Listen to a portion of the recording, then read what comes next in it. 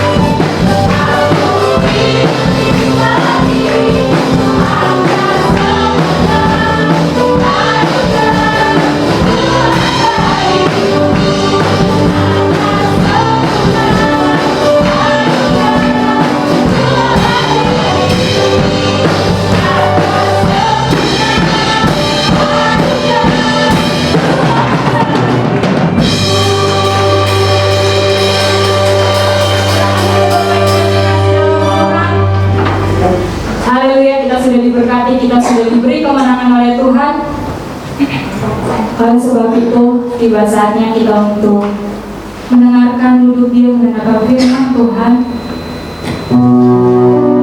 Kita siapkan hati kita untuk kita mau dibentuk oleh Tuhan. Terima kasih Yesus. Haleluya Tuhan. Untuk kami Bapa, untuk kami dengan murah kasih-Mu Yesus.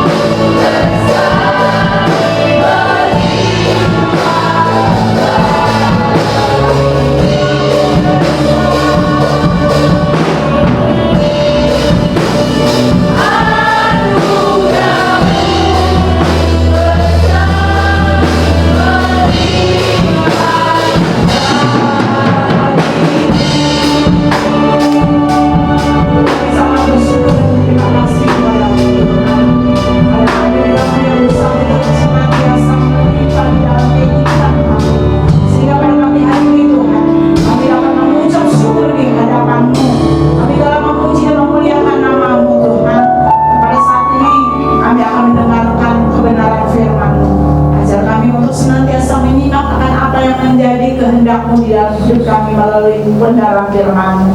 Ajar kami Tuhan untuk senantiasa menuruti akan segala perintah-Mu ya Bapa, agar kami semakin hari semakin diperkenan oleh Engkau di dalam kehidupan kami. Kuasai hamba-Mu Tuhan, kuasai kami semua yang dalam Roh Kudus-Mu, sehingga kami semuanya mendapatkan berkat. Kami pulang dengan sukacita, kami pulang dengan damai sejahtera, karena Engkau ada bersama-sama dengan kami pada pagi hari ini. Kami sambut kebenaran firman-Mu dari dalam nama Tuhan Yesus Kristus. Setiap kita yang percaya kita katakan amin. Saudara Tuhan, kalau kita pada saat ini dipertemukan kembali untuk kita memuji dan memuliakan nama Tuhan. Tema kita pada pagi hari ini adalah jadilah anak Tuhan yang bijaksana, yang terdapat di dalam Matius pasal yang ke-25 ayat yang pertama sampai ayat yang ke-13. Demikian bunyi firman Tuhan. Pada waktu itu hal kerajaan surga seumpama 10 gadis yang mengambil pelitanya dan pergi menyongsong mempelai laki-laki. 5 di antaranya bodoh dan 5 bijaksana. Gadis-gadis yang bodoh itu membawa pelitanya tetapi tidak membawa minyak. Sedangkan gadis-gadis yang bijaksana itu membawa pelitanya dan juga minyak dalam buli-buli mereka. Tetapi karena mempelai itu lama tidak datang-datang juga, mengantuklah mereka semua lalu tertidur. Waktu tengah malam terdengarlah suara orang berseru, "Mempelai datang, songsonglah dia." Gadis-gadis itu pun bangun semuanya lalu membereskan pelita mereka. Gadis-gadis yang bodoh berkata kepada gadis-gadis yang bijaksana, "Berikanlah kami sedikit dari minyak-Mu itu, sebab pelita kami hampir padam." Tetapi jawab gadis-gadis yang bijaksana itu, "Tidak, nanti tidak cukup untuk kami dan untuk kamu. Lebih baik kamu pergi kepada penjual minyak dan beli di situ." Akan tetapi waktu mereka sedang pergi untuk membelinya, datanglah mempelai itu dan mereka yang telah siap sedia masuk bersama-sama dengan dia ke ruang perjamuan kawin, lalu pintu ditutup. Kemudian datanglah juga gadis-gadis yang lain itu dan berkata, "Tuan, Tuan, bukakanlah kami pintu." Tetapi ia menjawab, "Aku berkata kepadamu, sesungguhnya aku tidak mengenal kamu. Karena itu berjaga-jagalah, sebab kamu tidak tahu akan hari maupun akan saatnya." Amin untuk firman Tuhan. Dalam pembacaan firman Tuhan pagi ini merupakan satu perumpamaan tentang akhir zaman atau kedatangan Tuhan yang kedua kali. Di sini diberikan satu ilustrasi, yaitu 2 kelompok gadis, yang 5 gadis yang bodoh dan yang 5 gadis yang bijaksana. Kedua kelompok ini sama-sama menantikan akan kedatangan mempelai laki-laki yang akan datang pada saat itu. Yang membedakan kedua kelompok gadis ini adalah persediaan minyak. 5 gadis yang bodoh, dia membawa pelita dengan minyaknya, tetapi dia tidak membawa persediaan minyak. Kalau nanti mempelai laki-laki itu datang dan terlambat atau tidak tepat waktu.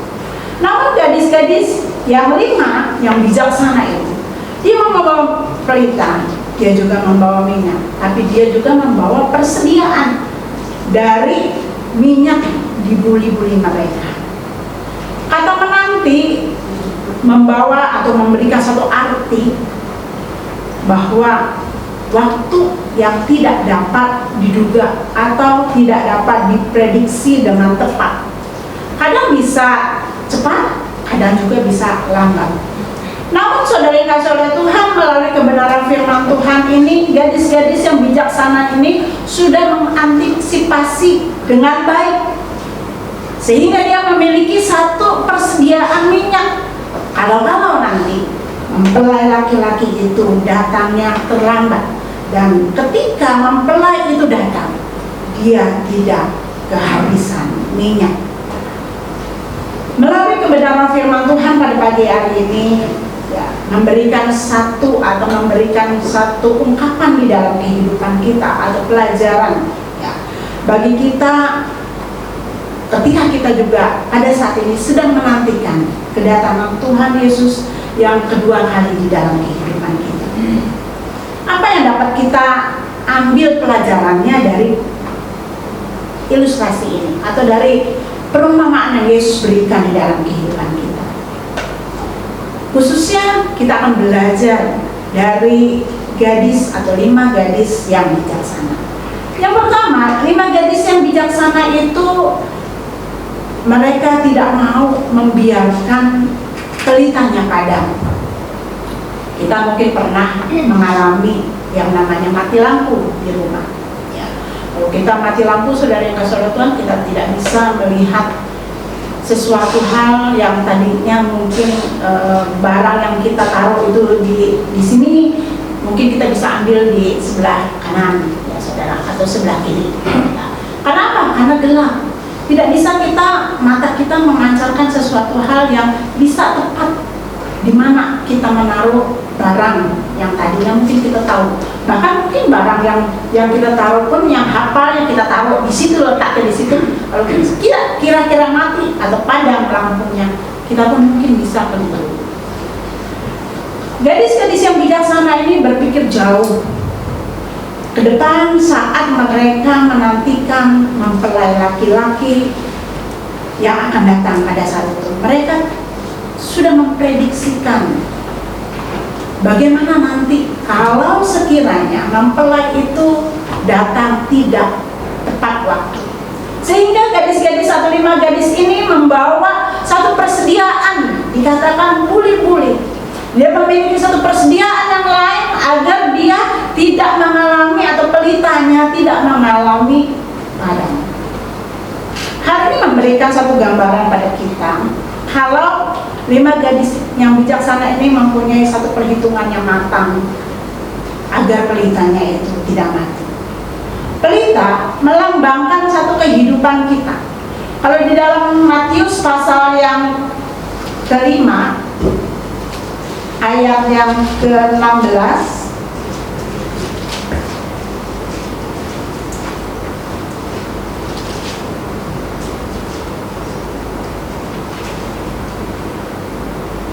Matius pasal yang kelima ayat yang ke-16, yang ke-15 dan ke-16 berbunyi demikian.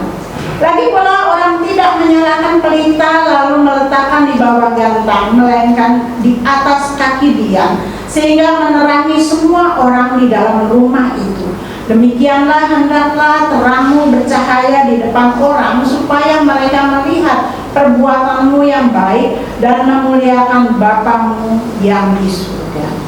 Saudara dikasih oleh Tuhan, pelita melambangkan satu kehidupan di dalam kehidupan kita.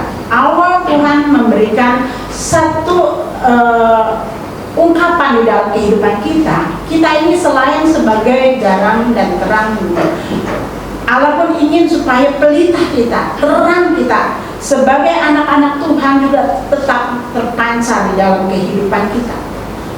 Kalau tadi dikatakan oleh Tuhan Yesus, kalau seorang memiliki pelita dan taruh di bawah mungkin meja saudara yang kasih oleh Tuhan, maka ketika padam, lampunya padam dan mati lampu saudara, maka pelita itu tidak akan berfungsi semaksimal mungkin. Karena apa? Dia hanya dapat menerangi di bawah meja saja.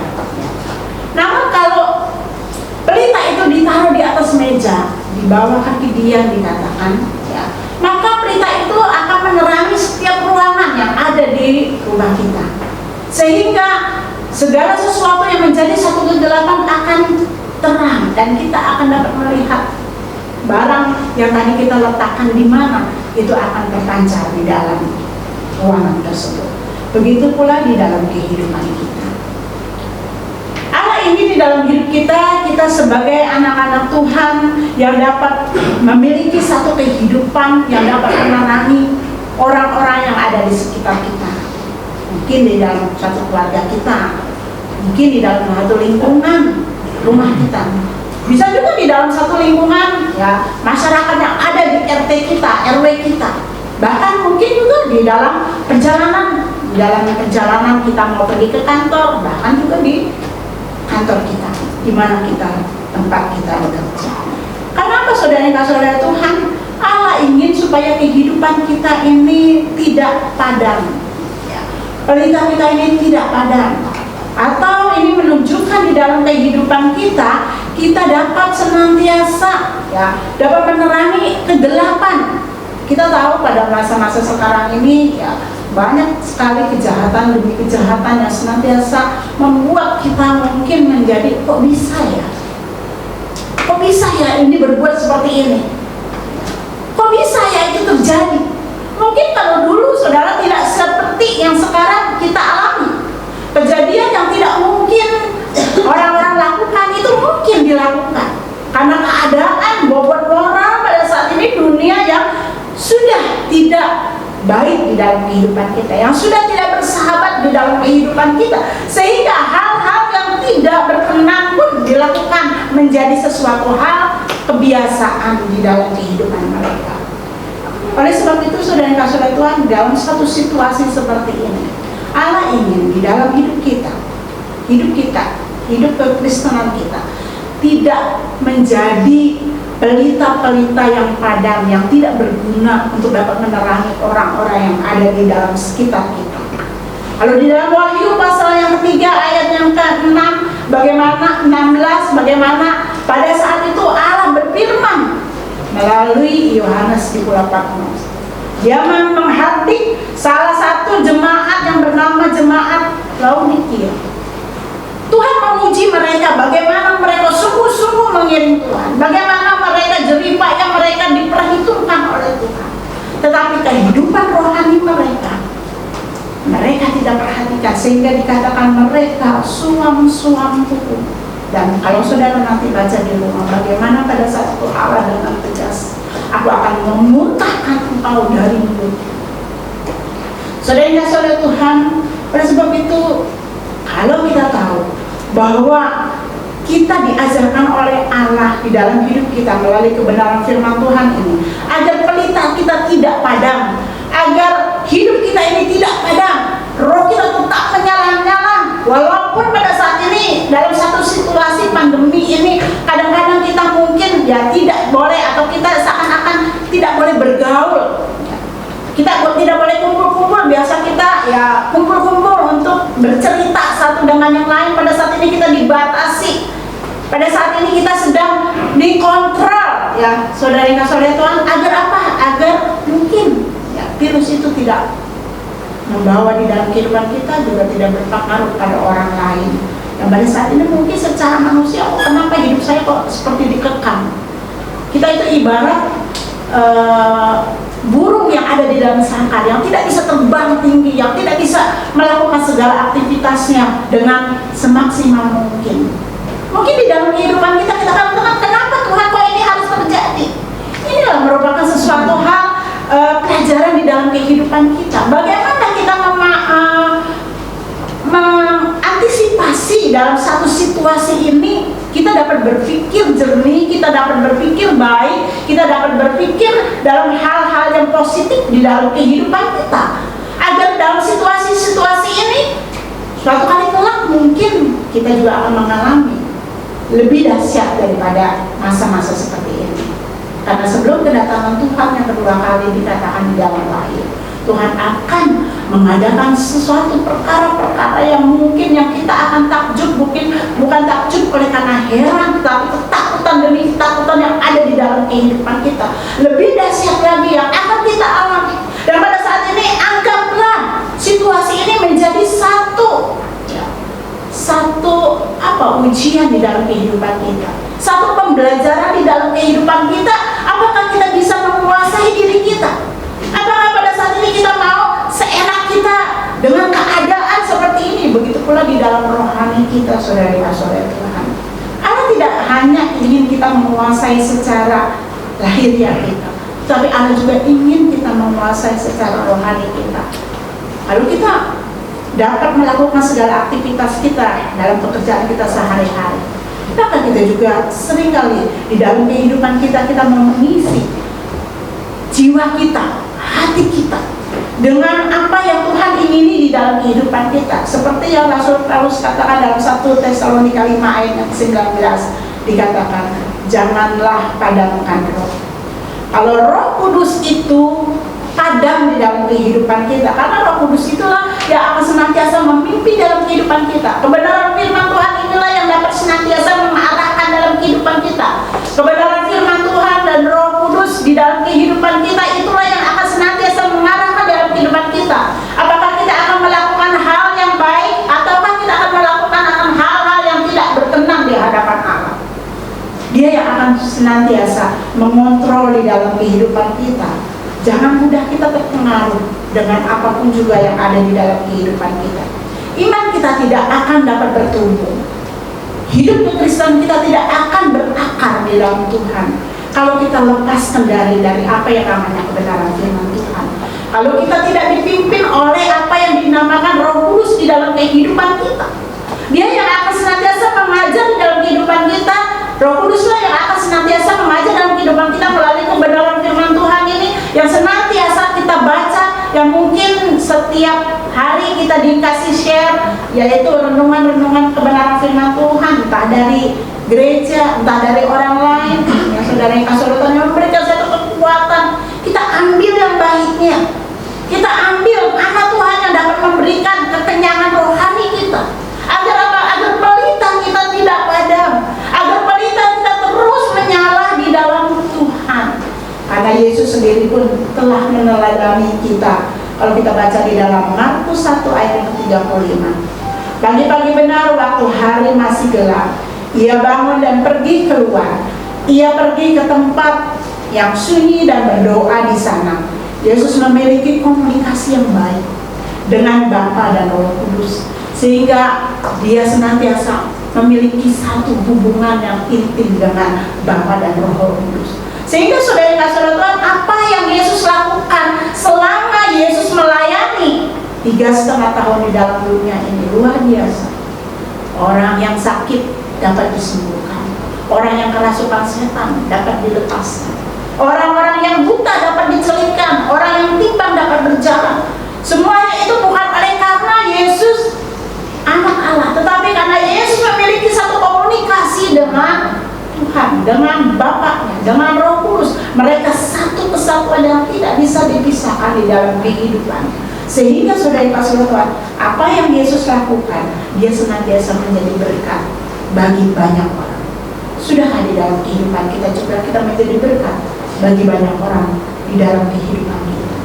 Yang kedua, 5 gadis yang bijaksana itu memiliki satu persiapan dengan baik. 5 gadis yang bodoh tidak memperhitungkan bahwa kedatangan mempelai laki-laki itu akan lama. Mereka menggampangi akan persediaan minyak. Ketika mempelai datang, saudara yang kasih oleh Tuhan, mereka kehabisan minyak. Berbeda dengan 5 gadis yang bijaksana. Kadang-kadang di dalam kehidupan kita, mungkin kita juga seperti 5 gadis yang bodoh. Seringkali kita berpikir bahwa hidup saya kan masih lama, Tuhan panggil saya masih lama, umur saya masih 36 tahun. Tuhan bilang katanya sampai 70 tahun, berarti masih ada 35 tahun saya hidup. Dalam selagi saya masih diberikan kesempatan ini, ya saya seenaknya, seenak saya saja. Saya mau melakukan yang baik kek, mau melakukan yang tidak baik kek, itu terserah saya. Saudara, kita mau berkenan kepada Tuhan kek atau tidak kek? Ya saudara, kalau orang Babelan bilang begitu ya saudara, terserah saya, seenak saya. Saudara Tuhan, waktu Tuhan adalah waktu yang kita tidak bisa duga di dalam kehidupan kita. Ada orang yang umurnya sudah 80 tahun lebih, tapi dia masih diberikan kehidupan, kenikmatan hidup di dalam dunia ini. Ada juga orang yang baru berumur 25 tahun dia sudah dipanggil Tuhan. Ada mungkin bayi yang baru lahir juga dipanggil Tuhan. Yang artinya saudara, kita tidak tahu kapan Tuhan akan memanggil di dalam kehidupan kita, kapan Tuhan Yesus itu juga akan datang. Kalau dulu saudara Tuhan banyak hamba-hamba Tuhan yang mengatakan Tuhan Yesus akan datang di tahun ini, Tuhan Yesus akan datang di tahun ini. Orang-orang sudah siap-siap, ya, orang-orang sudah menjual segala apa yang dia miliki, tetapi juga tidak datang. Tuhan tidak bisa kita atur. Tuhan mau apa yang Tuhan ingini di dalam kehidupan kita. Oleh sebab itu, saudara oleh Tuhan, 5 gadis yang bijaksana ini menggambarkan bagi kita sebagai anak-anak Tuhan yang sedang menantikan kedatangan Tuhan di dalam kehidupan kita. Sudahkah kita juga mempersiapkan kehidupan kita dengan sebaik-baiknya di dalam hidup kita, agar rohani kita ini tetap stabil di hadapan-Nya? Adakah kita juga mau terus-menerus memperhatikan gaya hidup kita? Penampilan kita bukan hanya sebatas penampilan luar, apa yang kita ucapkan saja, tetapi juga apa yang kita lakukan di dalam kehidupan kita. Kita bisa saja berkata Tuhan Yesus itu baik, tetapi di dalam kehidupan kita, kita menyangka Dia melalui segala sesuatu yang ada dalam kehidupan kita. Mungkin ketika kita sedang mengalami satu kemelut dalam kehidupan kita, kita lari kepada normal. Itu juga sebetulnya kita tidak seirama dengan apa yang Tuhan nyatakan dalam kehidupan kita. Melalui firman Tuhan ini, Dia mengatakan agar kita senantiasa belajar seperti 5 wanita yang atau 5 gadis yang bijaksana itu. Di dalam kita menantikan kedatangan Tuhan, Allah ingin supaya kita senantiasa menjadi orang-orang yang arif. Dalam firman Tuhan Efesus 5 ayat yang ke-15 dikatakan, karena itu perhatikanlah dengan seksama bagaimana kamu hidup. Janganlah seperti orang bebal, tetapi seperti orang arif. Anak Tuhan yang arif akan senantiasa mempertimbangkan apa yang akan dia lakukan. Ia akan berpikir panjang di dalam dia mengambil satu keputusan. Apakah di dalam keputusan yang dia ambil, tindakan yang dia ambil, perkataan yang dia akan ucapkan itu sudah menyenangkan Tuhan atau tidak? Apakah setiap apa yang dia dapat nyatakan di dalam kehidupannya itu sudah berkenan di hadapan Tuhan atau tidak? Hendaklah kita menjadi anak-anak Tuhan yang arif, dikatakan, yang bijaksana. Karena hidup kita ini senantiasa dinilai oleh orang lain. Hidup kita ini senantiasa dijadikan contoh bagi orang-orang yang tidak mengenal kepada Tuhan. Kalau kemarin saya melihat YouTube ya, bagaimana 2 artis Davidson kalau nggak salah sama Diorkid ya, mereka itu memberikan satu ungkapan karena lagu mereka itu ya boleh dibilang di dalam pacaran yang beda agama. Namun sudah yang kasih oleh Tuhan, ada satu hal yang perlu atau yang perlu kita garis bawahi. Mereka katakan, kalau kita sudah menjadi pengikut Kristus, saya hanya berdoa dan kita harus berdoa agar 2 artis ini benar-benar ya, apa yang diungkapkan itu dia dapat lakukan di dalam kehidupannya. Saudara-saudara, dia katakan kalau kita mengiring kepada Tuhan, hendaklah apa yang kita ambil, apa yang kita sudah putuskan itu harus berakar di dalam hati kita. Kita boleh bergaul bersama saja, kita boleh melakukan apa saja, tetapi yang perlu kita perhatikan, kepercayaan kita, iman kita harus tetap kepada prinsip kita, yaitu kepada apa yang kita ambil, yang kita dapat nyatakan di dalam kehidupan kita sebagai anak-anak Tuhan. Saudara Tuhan, kalau di dalam Roma pasal yang ke-12 ayat yang kedua dikatakan, janganlah kamu menjadi serupa dengan dunia ini, tetapi berubahlah oleh pembaruan budimu, sehingga kamu dapat membedakan manakah kehendak Allah, apa yang baik dan yang berkenan kepada Allah dan yang sempurna. Kita tidak bisa menghindar daripada pergaulan kita, lingkungan kita, situasi, karena kita masih ada di dalam dunia ini. Tetapi saudara-saudara Tuhan, firman Tuhan mengatakan kita harus senantiasa terus-menerus memperbaharui budi kita, hati kita, agar kita tidak mudah terpengaruh dengan keadaan dunia, agar kita tidak pernah terpengaruh dengan lingkungan kita yang tidak mengenakan atau yang tidak bisa memberikan satu pelajaran atau tidak dapat membawa kita di dalam sesuatu hal yang baik. Dan kita harus menjadi anak-anak Tuhan yang sempurna, dikatakan. Mungkin sangat mustahil untuk kita menemukan menjadi manusia yang sempurna, karena hanya Yesus saja yang sempurna. Tetapi Yesus ingin supaya kita terus menerus dalam kehidupan kita menuju di dalam satu kesempurnaan sebagaimana wanita yang bijaksana. Dan yang ketiga, berani membayar harga. Dengan membawa persediaan minyak, tentunya 5 gadis yang bijaksana itu akan lebih repot, lebih berat, lebih ribet. Namun mereka tidak menghiraukan hal-hal tersebut. Tujuan mereka adalah dapat menikmati perjamuan kawin dengan mempelai laki-laki. Ada harga yang harus kita bayar dalam kehidupan kita. Menantikan kedatangan Yesus itu tidak semudah seperti apa membalikkan telapak tangan kita. Tetapi menantikan kedatangan Tuhan, saudara, kita perlu membayar harga. Harga apa, saudara yang kasih Tuhan? Mungkin harga kita dibenci, mungkin kita harus mengalami pergumulan di dalam kehidupan kita, siksaan mungkin bukan hanya secara fisik, tapi siksaan batin kita. Kita dicemooh, kita dilakukan segala sesuatu yang membuat kita mungkin kok begini mengikut Tuhan. Tetapi satu hal yang perlu kita tahu di dalam Wahyu pasal yang kedua ayat 10, jangan takut terhadap apa yang harus engkau derita. Sesungguhnya iblis akan melemparkan beberapa orang dari antaramu ke dalam penjara supaya kamu dicobai, dan kamu akan beroleh kesusahan selama 10 hari. Yang perlu kita garis bawahi ayat ini adalah, hendaklah engkau setia sampai mati, dan aku akan mengaruniakan kepadamu mahkota kehidupan. Untuk kita mencapai mahkota kehidupan yang Allah sudah berikan di dalam kehidupan kita, yang Allah sudah sediakan dalam kehidupan kita, milikilah buah-buah roh di dalam kehidupan kita. Karena itulah yang akan senantiasa menuntun di dalam kehidupan kita, agar kita menjadi orang-orang yang siap untuk menjadi orang atau anak-anak Tuhan yang menang. Karena Tuhan tahu, dan Rasul Paulus pun sudah menyatakan, memberikan satu keyakinan di dalam kehidupan kita melalui pembacaan firman Tuhan di dalam Roma pasal yang ke-8 ayat 34 sampai 37. Apakah yang dapat memisahkan kita dari kasih Allah? Penindasankah, aniayakah, telanjangankah, dan lain-lain. Tetapi satu hal yang perlu kita tahu, bahwa Allah akan memberikan kita menjadi orang-orang yang menang.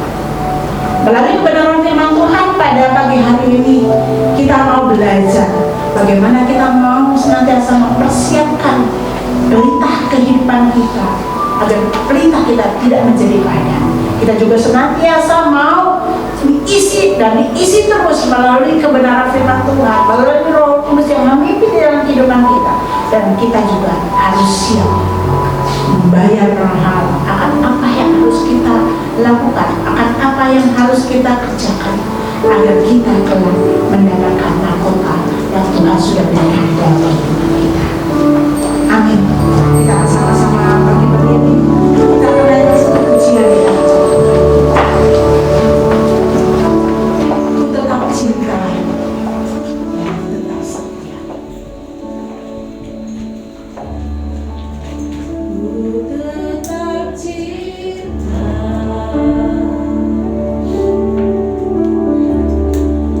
ku tetap cinta.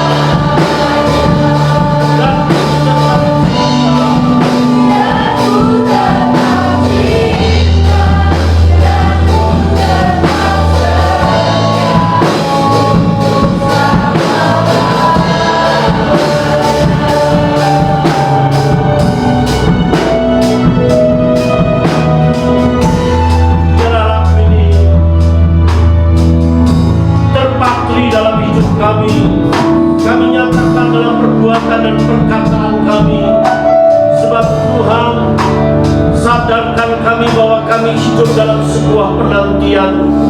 Kami hidup dalam sebuah persiapan untuk kedatangan Tuhan yang kedua kali. Untuk itu, sungguh kami memperhatikan bekal yang kami bawa. Kami bukan hanya sebatas berpikir bagaimana kami bisa hidup dalam dunia ini dengan segala kecukupan dan kemewahan, tetapi lebih daripada itu Tuhan, kami perlu memikirkan di balik kematian nanti bekal apa yang kami bawa. Apakah kami bisa berjumpa dengan Tuhan sebagai mempelai laki-laki?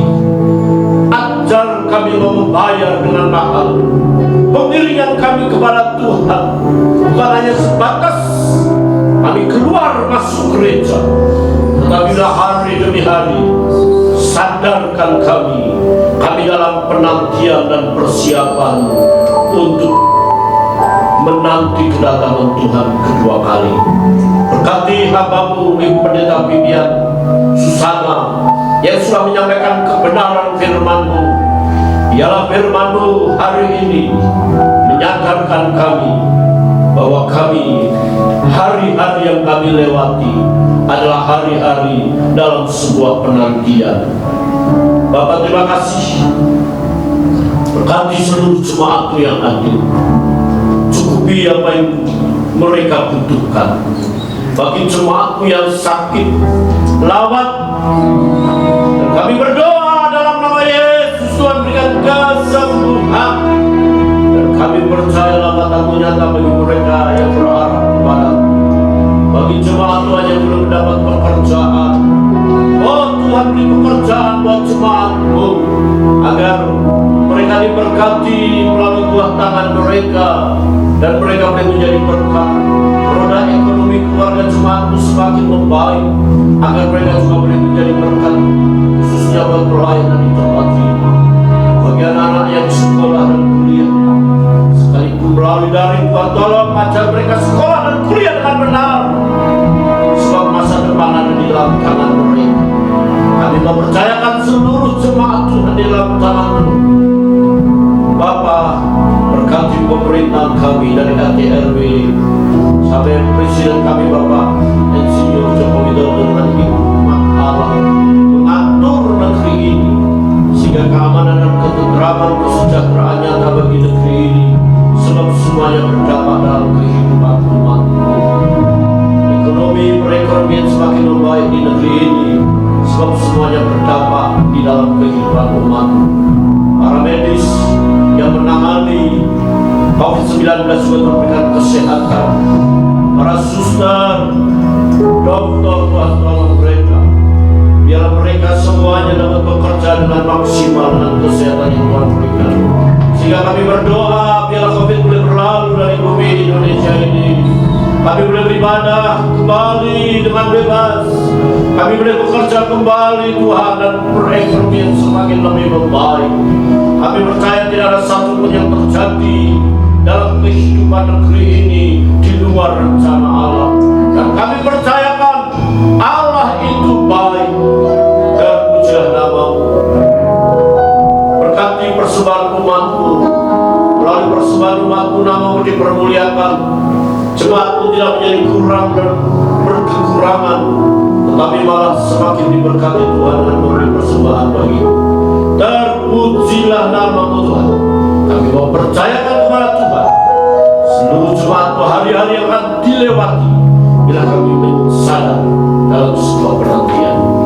Saudara-saudara arahkan mata dan pelanggan dalam berkat Tuhan, yaitu damai sejahtera dari Allah Bapa, kasih dari Yesus Kristus Tuhan, dan persekutuan Roh Kudus menyertai saudara sekalian hari